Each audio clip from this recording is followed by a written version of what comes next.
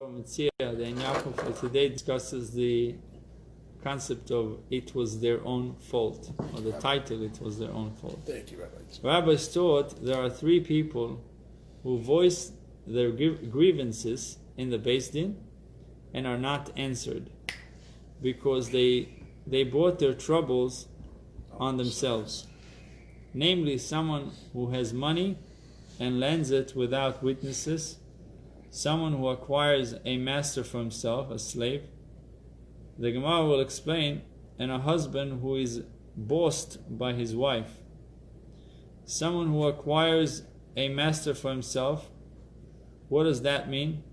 Some say it refers to a person who says that his money really belongs to a Gentile because he doesn't want to appear as such a wealthy person. That the Gentile may hear what he said and take away the money from him. Others say it is referencing to someone who signs his property over to his children in his lifetime. Others say it is referring to someone who is unsuccessful in one city and refuses to move to another city where perhaps he will do better. The famous saying, Mishanim Mokim, Mishanim Mazel, you change your place, and they change your luck. So don't be so stuck into one place.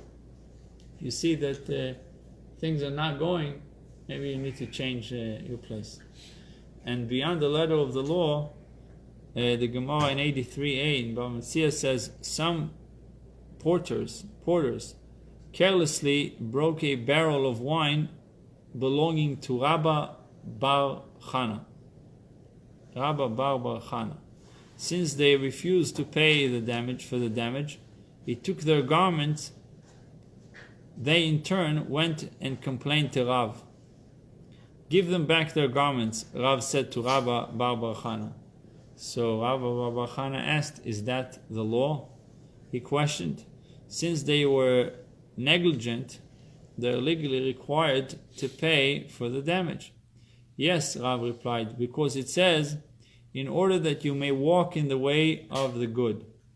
Proverbs 2:20, you should go beyond the letter of the law and be forgiving. Rabba Bar Chana returned the garments, but the porters were not satisfied. They said, we are poor people. We worked so hard all day.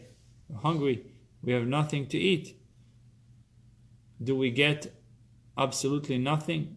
So Rav told Rabba Bar Chana, go pay them. Is that the law, he asked? He said, yes. And keep the path of the righteous, the conclusion of Proverbs chapter 2, verse 20.